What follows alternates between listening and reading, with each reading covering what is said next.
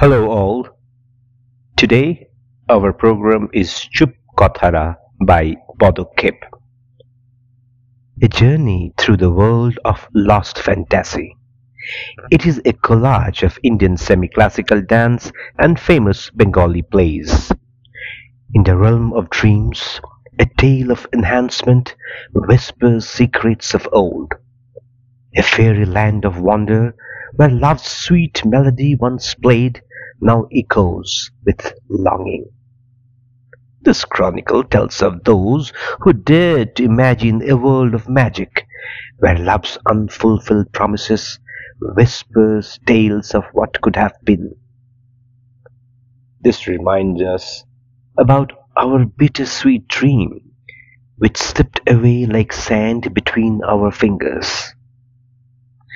Join us on a wistful journey through the twilight realm of unrequited love, where beauty and longing linger. The participants of Chupkothara are from eastern Michigan, Ohio, and Illinois. Let's enjoy the program.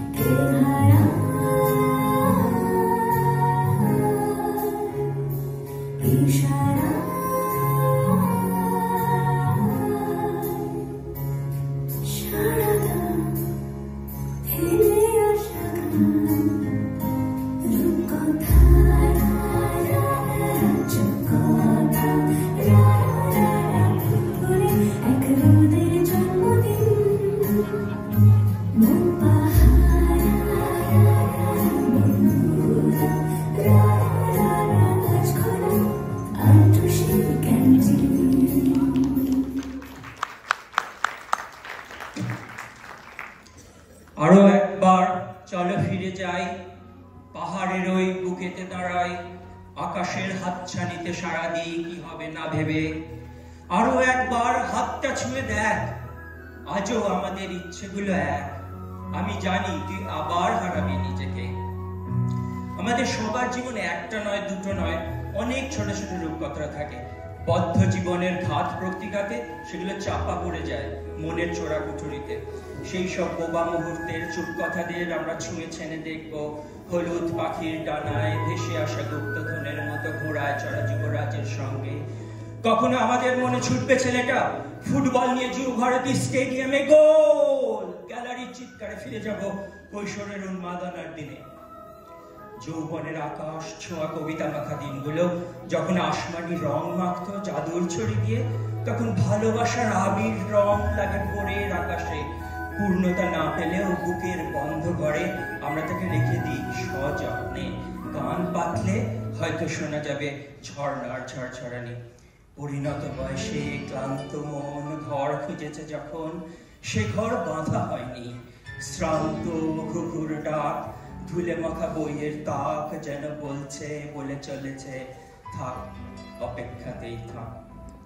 আসুন আজ সময়ের gate খুলে স্মৃতির চাবি দিয়ে হাতে হাত রাখি সেই অনুভবের যুগকথাদের।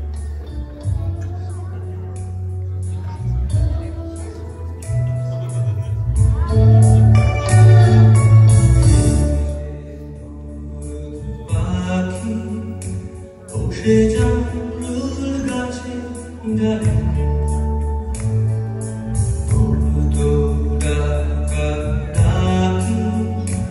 আমার শৈশবের সকালে ভিজে হলুদ পাখি বসে জামরুল গাছে ডালে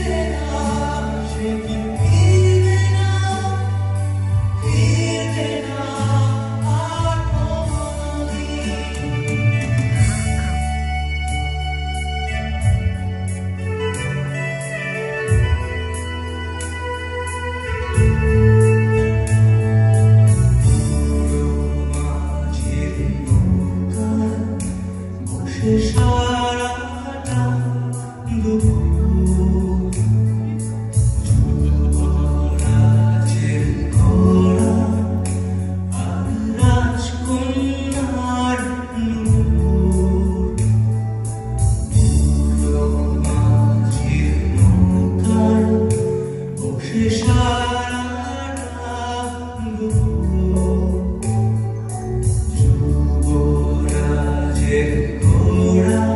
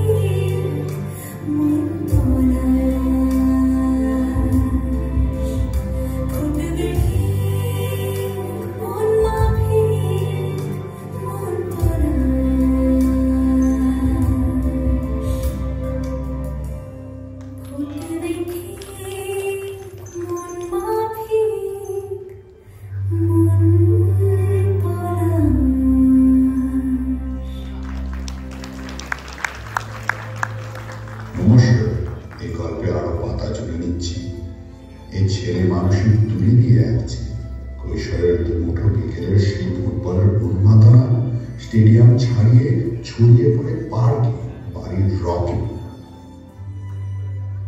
নমস্কার, আকাশ কলকাতা কয়ের বিশেষ অধিবেশন শুরু। অনুষ্ঠান প্রচারিত হচ্ছে 447.8 মিটারে। এখন যুবভারতীতে অনুষ্ঠিত ইস্ট বেঙ্গল বনাম মোহনবাগান দলের প্রদর্শনী খেলার ধারাবিবরণী রিলে করে শোনা হচ্ছে। খেলা কিছুক্ষণ আগে শুরু হয়ে গেছে, অনিবার্য কারণে আপনাদের প্রথম থেকে শোনাতে পারিনি। এখন নিয়ে যাচ্ছি সরাসরি যুবভারতীর লেখা। মোহনবাগানের বিজয় বসিবার বল ক্ষিপ্ত করে দিয়েছেন ডান দিকে, বলটা লাভ করে দিয়েছে না হাবিব বলটা পেয়েছেন, ড্রিবল করে বলটা পাস করেছেন আকবরকে, আকবর ব্যাক পাস করে আমরা হাইকে হেড করেছেন আকবরকে, আমরা হেড করে গোল। একটু জন্য বলটা ক্রস বারের উপর দিয়ে বেরিয়ে গেল, সুবর্ণ সুযোগ ছিল, অল্পের জন্য গোল হলো না। কালিদা কালিদা ও কালিদা কালিদা কোথায়? কই গেল? কালিদা কই? এই তো কালিদা কালিদা ও কালিদা কালিদা কালিদা ও কালিদা। আমার নাম কালী, লোকে বলে বোম কালী।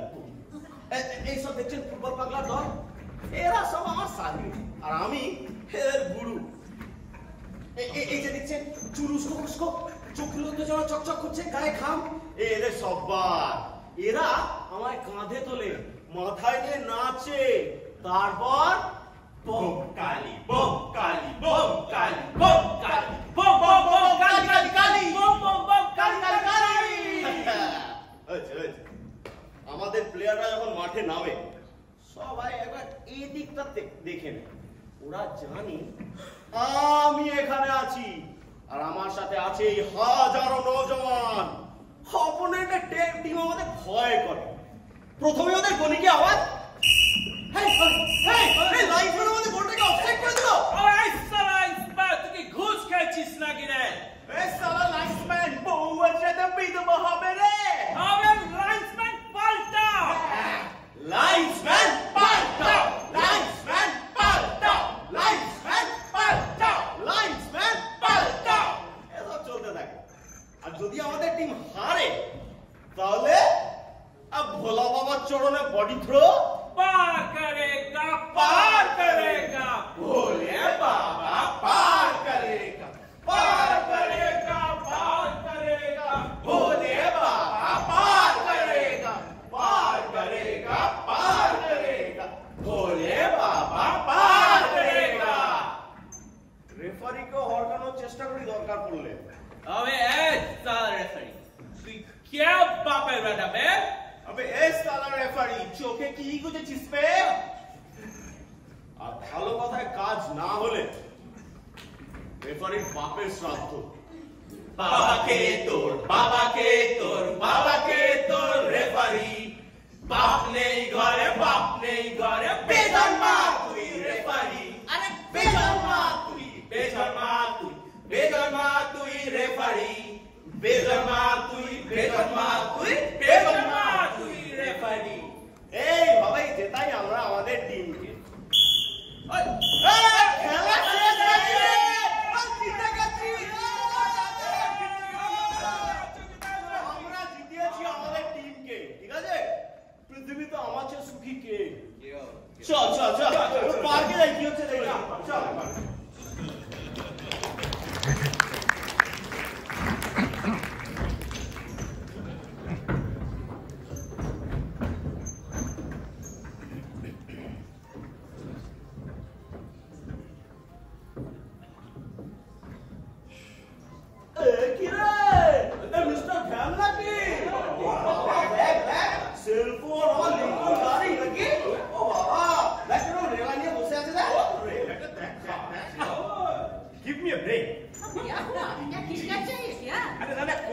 कोकला अरे काकी अरे चाची ने कोक कॉफी में चल लगा दे दादा बोली होई अच्छा तो এত হাসি কিসের দাদা দিদির? হ্যাঁ खेलना काटो ना कौन सा गेम है which is your game gentleman's game. Football. এই ঘুষখোরদের টেন্ডাগুলি বড় লোকের বাপের খেলা ক্রিকেট নয়, বুঝেছেন? আর জানেন এই পয়সাওয়ালা লালু বুলুদের না পেন্ডুল খুলে मुझे कुछ कह रहा है? हाँ, समाज बलिए भारी पड़ जाएगा। हाँ, एकदम गली की बेलना भाई। No wrong move, please. This is right wrong. Wrong কোনে কাছে বাবা? এই কলকারখানা বন্ধ করে ফাইনাল বানাচ্ছো। হ্যাঁ, সাধারণ মানুষের রক্ত চুষে মেরে দিচ্ছো। এসব রং চোখে পড়ে? खून? क्या खून चुसते भाई? মেরে চুষছে ভাই। সব রক্ত চেটে মেরে দিলে, হ্যাঁ? हाय राम। শুনে আমরা না খেটে খেটে মেহনত করে পয়সা কামাবো। শুনুন এই বেবি ফুড চুষে ক্লাসে গাঁট মেরে বড় হয়েছে, এখন আবার বাড়ি পেলাচ্ছে, এই গাড়ি হাঁটাচ্ছে, আবার পিৎজা বানাচ্ছে। আর শুনুন এই যে খেটে খাই না, খেটে খেলে অত গাড়ি, অত বাড়ি, অত নকশা হয়, খারামের টাকা ছাড়া না অত নেলা হয় না। क्या? क्या बोल रहे हो? শুনে আমাদের না দিমাগ আছে, উপরে বলে अक्ल है, अक्ल ये घाटा है, ये अक्ल का दुश्मन है, इसीलिए ना आपसे नौकर ना हमारी लिंकन साफा कर नौकर चाबी बोलिए আমাদের আপনাকে আমি সাফ बचाओ, चलो जी। Don't interfere. Look, she is my bloody wife, huh? हमसे माफी मतलब माफी वाइफ की जब जब बंद रखे ऑफिस से सेक्रेटरी से पोस्टिंग में बहुत मारने में तो माफी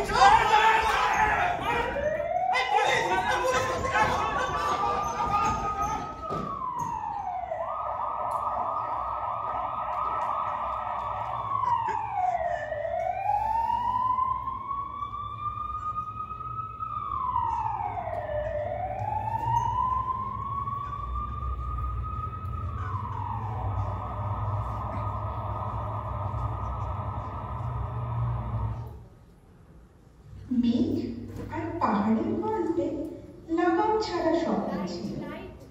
ভোরে তার চকচকে রোদ, বৃষ্টি ছিল রাতে, কথা ছিল দুজন মিলে স্বপ্ন দেখবে তাতে।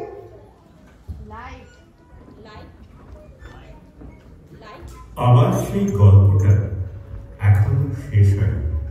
শুনুন, পাহাড়টা আগেই বলেছিল ভালোবেসেছিল মেঘকে, আর মেঘ কিভাবে শুকনো খটখটে পাহাড়টাকে বানিয়ে তুলেছিল 26 বছরের ছোকরা, সে তো আগেই শুনেছে।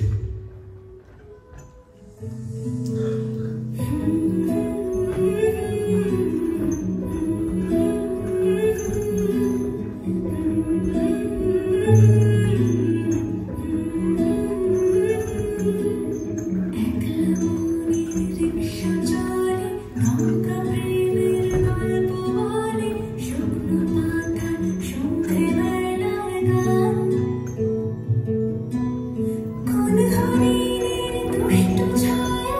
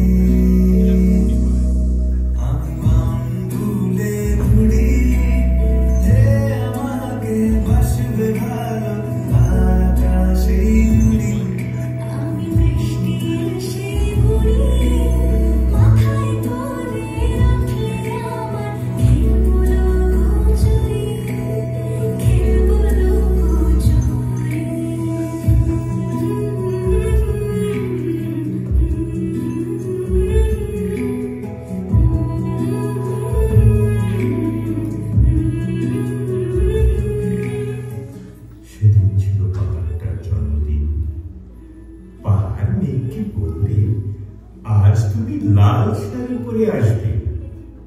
মেয়ের পাহাড়কে বললে, আজ তোমাকে স্নান করিয়ে দেব চন্দন জলে। ভালোবাসলে নারীরা হয়ে যায় নরম নদী, পুরুষেরা জ্বলন্ত কাঠ।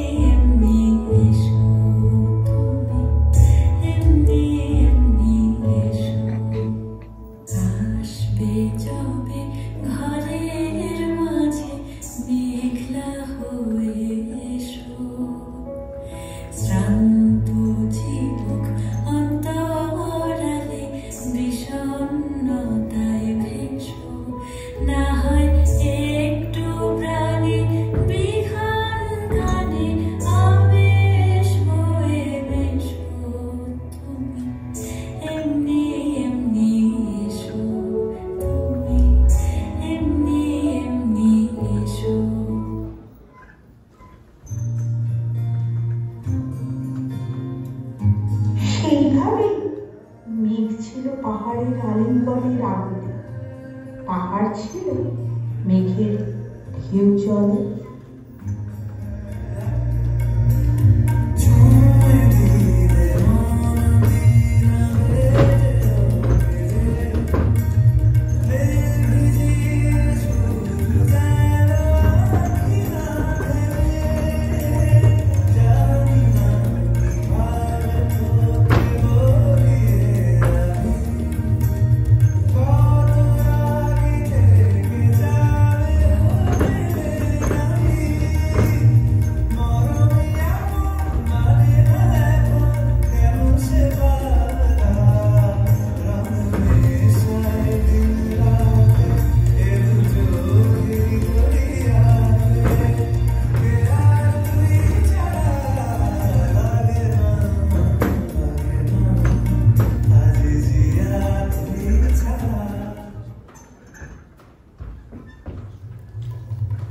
হঠাৎ আকাশ জুড়ে বেজে উঠল ঝড়ের জলযন্ত্র। ছাত্রা চুলুরিয়ে ছিনতাইয়ের গতিতে ছুটে এলো এক ঝাঁক হাওয়া। মেঘের আঁচলে টান মেরে বললে, অচ্ছুরি তোর বিয়ে।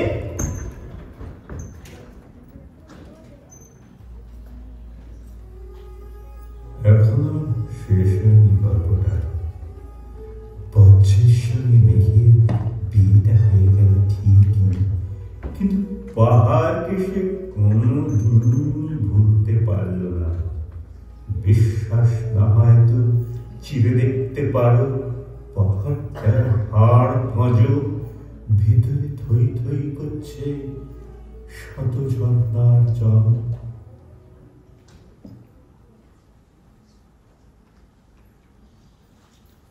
উৎকণ্ঠ আমার লাগি যদি কেহ প্রতীক্ষিয়া থাকে, সেই ধন্য করিবে আমাকে।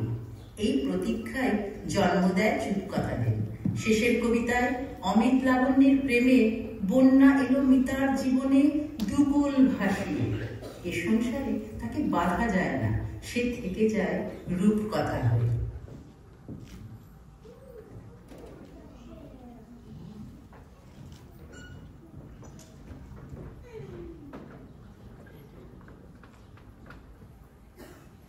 অমিত রয় ব্যারিস্টার।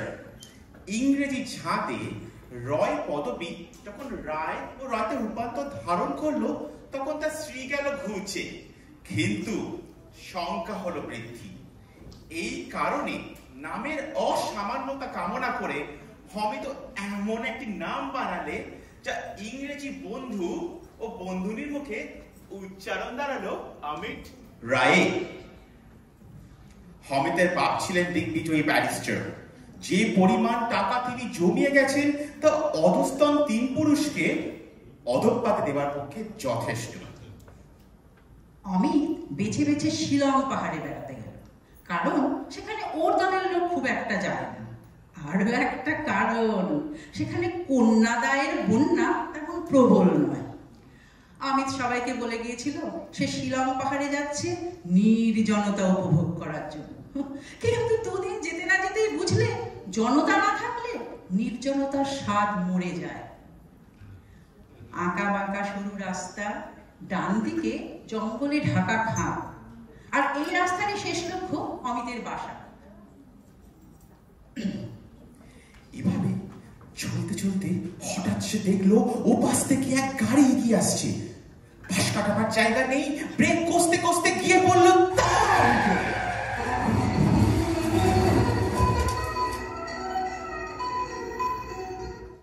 পরস্পর আঘাত লাগালো, কিন্তু অপঘাত ঘটল।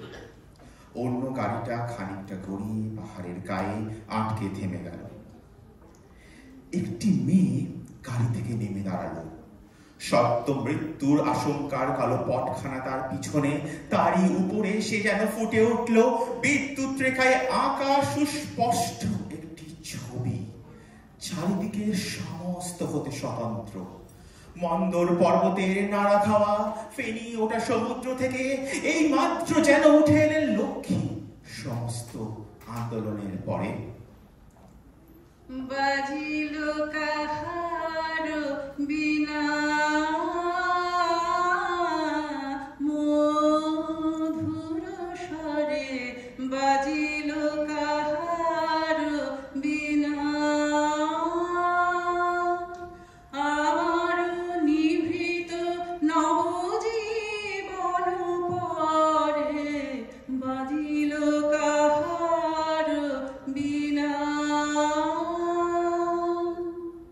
প্রভাত কমল সম ফুটিল হৃদয় মম, প্রভাত কমল সম ফুটিল হৃদয় মম, কার দুটি নিরুপম চরণ তরে, বাজিল কাহার বিনা মধুর স্বরে, বাজিল কাহার বিনা।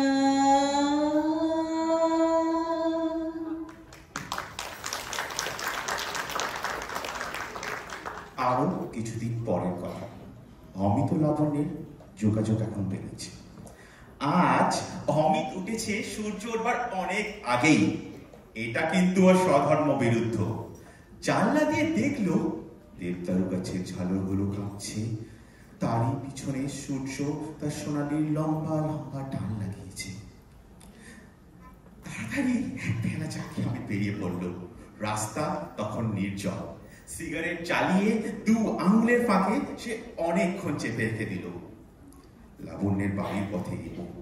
ভোজে বসবার পূর্বে যেমন রান্নাঘর থেকে আগাম গন্ধ পাওয়া যায়, ঠিক এই জায়গা থেকে অমিত লাবণ্যের বাড়ির সৌরভটা সেই রকম ভাবেই উপভোগ করে।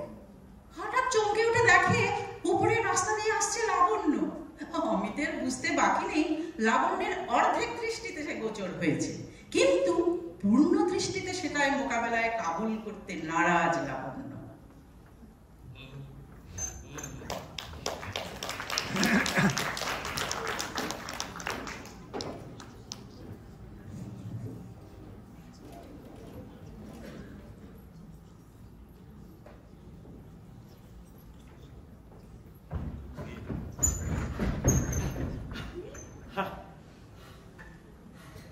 জানতেন এড়াতে পারবেন না, তবুও দৌড় করে দিলেন।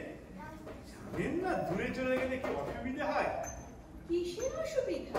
আরে বাবা, যে হতভাগা পেছনে পড়ে থাকে তার প্রাণটা সারাক্ষণ ঊর্ধ্বস্বরে ডাকতে চায়, কিন্তু ডাকি কি বলে? তাহলে তো না ডাকলেই হয়। হ্যাঁ, কাছে থাকলে বিনা সম্বোধনে চলে যায়। ডাকবার ইচ্ছে আছে কিন্তু ডাকতে পারি নে, দুঃখের আর কিছু। আচ্ছা, ওই কাছে যে সবুজ ডানাওয়ালা পাখিটা বসে আছে, আপনি কি ওর নাম জানেন? হ্যাঁ, জীব জগতে পশু পাখি আছে সেটা এমনি জানতাম, বিশেষভাবে জানার সময় পাই না। এখানে এসে আশ্চর্যই যে বাকি অবশ্যই আছে, আবার তারা গানও গায়। আশ্চর্য। আপনি হাসছেন, আমি কোনো গভীর কথা গাম্ভীর্যের সঙ্গে বলতে পারিনি, সেটা আমার একটা মুদ্রা দোষ। আমাকে দোষ দেবেন না, আপনার কথা শুনলে গাছে পাখিটা মনে হেসে উঠত। জানেন তো, আজ সকালে উঠে মনে হলো আমি আমার চেনা সাহিত্যিকের এমন একটা লাইন বার করি যেটা স্বয়ং আমি এইমাত্র লিখেছি। বের করতে পারলেন? হ্যাঁ, পেরেছি। শুনবেন? হ্যাঁ, বলুন না, লাইনটা কি?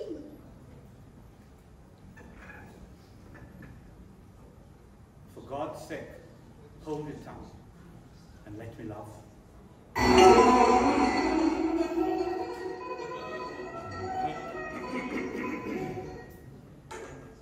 আপনি নিশ্চয়ই জানেন না লাইনটা কার? হ্যাঁ, সেদিন আপনার পড়ার টেবিলের উপর ডনের কবিতা আবিষ্কার করলাম। না হলে না, এইসব লাইন আমার মাথায় আসতো না। আবিষ্কার করলেন? আরে বাবা, আবিষ্কার তো করলামই। বইয়ের দোকানে বই চোখে পড়ে, আর আপনার টেবিলে বই প্রকাশ পায়। আর জানেন তো, ইংরেজ কবি ডন নির্জনতা, সেখানে কেবল দুজনই পাশাপাশি বসতে পারে। আর সেই জন্যই তার কবিতার মধ্যে আজকে আমার সকালের অনুভবটা স্পষ্টভাবে দেখতে পেলাম। চলো ঘুরে আসি ওদিক থেকে, আবার তাহলে বেলা হয়ে গেলে মাসিমা চিন্তা করবে। চলো।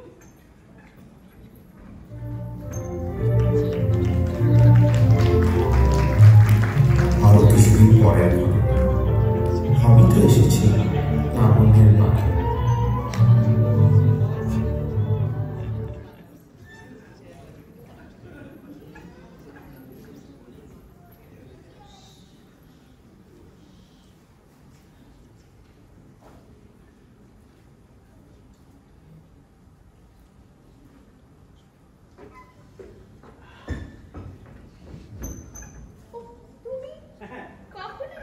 এই এলাম, কি করছো? এই তো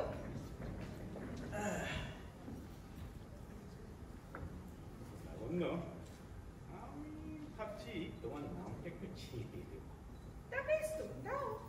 ভাবছি তোমায় ডাকবো বন্য। বন্য? ও হ্যাঁ, বন্য নামটায় তোমার বদনাম হবে না। হ্যাঁ, সব নাম আমাকেই পোষায়। তাহলে ভাবছি তোমার ডাকবো বন্যা। কি বলো? তা বেশ, কিন্তু এ নাম অন্য কারোর সামনে নয়, আর মাসিমার সামনে তো একদমই নয়। আরে না, এসব নাম বীজ মন্ত্রের মতো, কাউ কাছে ফাঁস করতে নেই। এই শুধু থাকবে আমার মুখে আর তোমার কানে। আচ্ছা বেশ, তাই হোক। জানো তো, আমারও কিন্তু এমন একটা বেসরকারি নাম, ধরো ব্রহ্মপুত্র। হঠাৎ এলো তার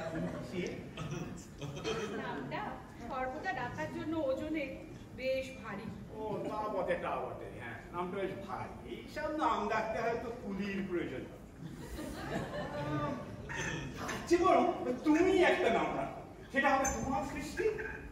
আচ্ছা বেশ, আমি ভাবছি আমিও কিন্তু দেবো তোমার নামটা ছেড়ে। হ্যাঁ, দাও দাও। তোমায় ডাকবো মিতা বলে। চমৎকার, চমৎকার। জানো তো, তোমার নাম দিয়ে যদি কোনো কবিতা লিখি, কোন মিলটা লাগাবো? অনন্যা। তাতে কি বোঝায়? তাকে বোঝায় তুমি যা তুমি তাই, আর কিছু নও।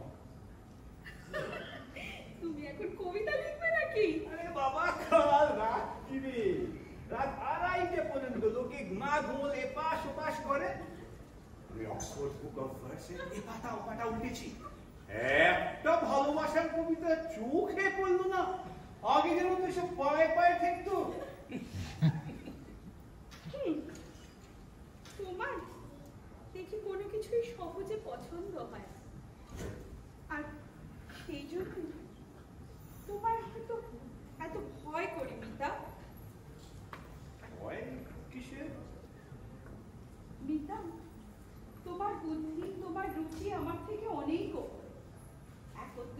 চলতে চলতে তুমি একদিন আমার থেকে অনেক দূরে এগিয়ে যাবে, আর সেদিন তুমি হয়তো আর এদিকে ফিরেও তাকাবে না। কিন্তু তার জন্য আমি তোমায় কোনো দোষ দিই না। বন্যা, আজকে আমার কথাটা শেষ করতে দাও। আমি মিনতি করে বলছি, আমাকে বিয়ে করতে চেও না। বিয়ে করে সে গ্রন্থি খুলতে গেলে তাতে আরো জট পড়ে যায়। বন্যা, তুমি আজকের দিনে ঔদার্যের মধ্যে কালকের কার্পণ্যের আশঙ্কা কেন করছো? তুমি না আশ্চর্য নরম সুরে বড় কঠিন কথা বলতে পারো। মিতা, ভালোবাসার জোরে চিরদিন যেন এরকম কঠিনই থাকতে পারে। তোমার বুদ্ধিতে, তোমার রুচিতে আমাকে যতটুকু ভালো লাগে ততটুকুই লাগে, কিন্তু তার জন্য তুমি কোনো দায়িত্ব নিও, আর তাতেই আমি সারা জীবন খুশি থাকবো।